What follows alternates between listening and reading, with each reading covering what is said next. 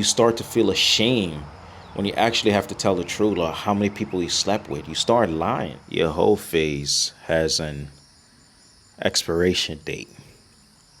People don't like to think about that when you're in the moment. Like, you having fun, you're meeting people, you're doing things with people. Like, you all over those apps, those Tinder, those Bumbles, and it's like, you're trying to look for fulfillment from a bunch of strangers. In reality, you're not getting any of that, right? And to think about it, when you get out of that whole phase, you don't feel fulfilled because you're by yourself. You're single, back at the same spot to where you started, and now you find out no one love you.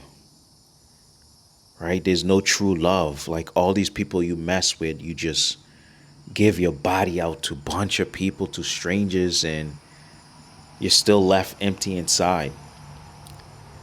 Yeah, when that whole phase expired, it's a feeling that you just can't overlook because it's not a good feeling.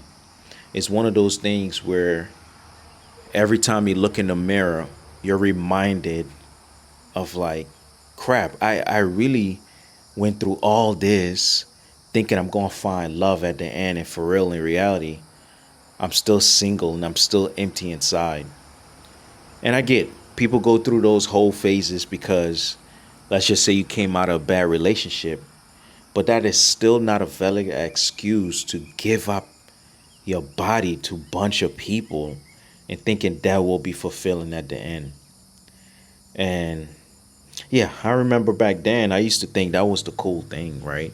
I think not everyone has a phase like that, but I used to think, like, man, having multiple girls that you texting all the time and your phone blowing up, you're here in the guys group chat, like, look who I'm talking to now.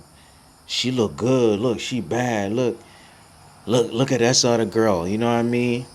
She don't even know about the other girl because you got multiple of them, and you thinking that was cool. Like, I thought that was cool at the time, and looking back at it, I'm like, crap. At the end of the day, I was still single. I was still empty. I was still lost, and I think whole phases has to do with identity crisis. Truth be told, I seriously think people, or when I used to feel that way too, like in that phase, is like, man, it's an identity crisis because you want people to love you. And that also, at one point too, you just don't give a damn. You just trying to just have fun, no strings attached, and go about your business. But you don't realize that after that whole phase expired, that, damn, I did all of this. I destroyed my body. I gave up my body. Like, people got to understand, your body is a temple.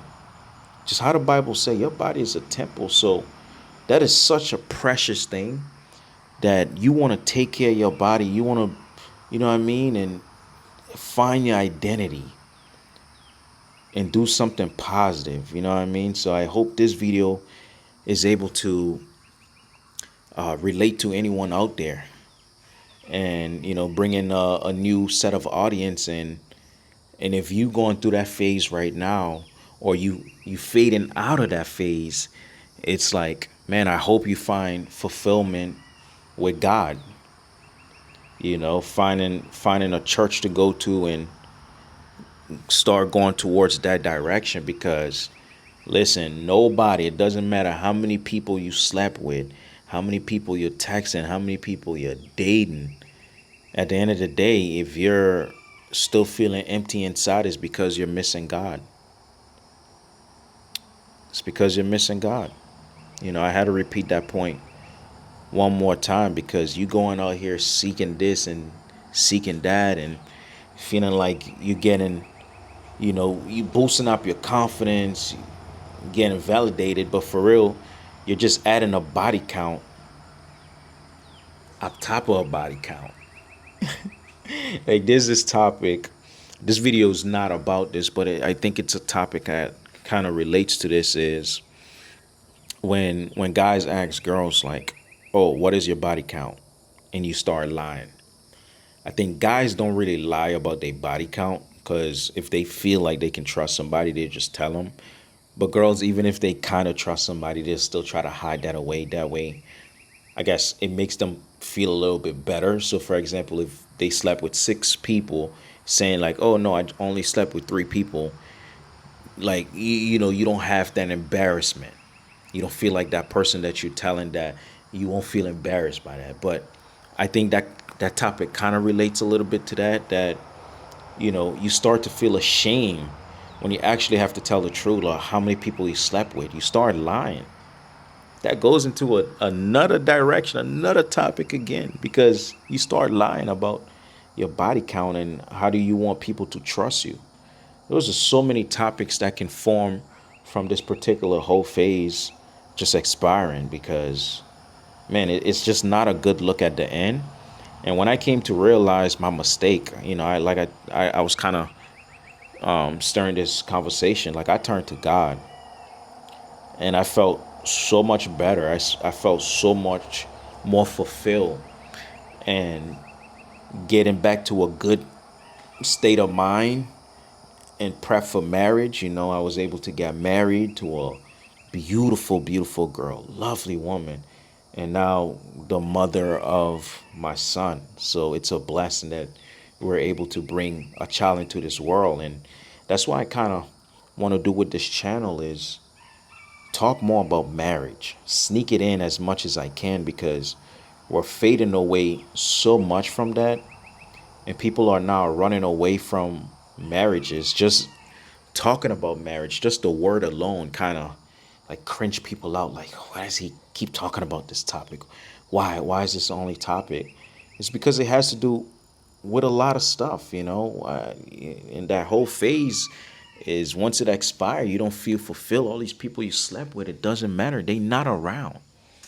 And to think about it too, man, I think what makes marriages so beautiful that you have a best friend. You have one person that you get to sleep with, and that is your best friend. You get to trust and talk about anything. And but when you're in that whole phase, you don't give a damn but just trying to build a body count. Like there's people who got hurt. I'm a kind of stir in a slightly different direction again. Is you got hurt so bad that you think your way of getting back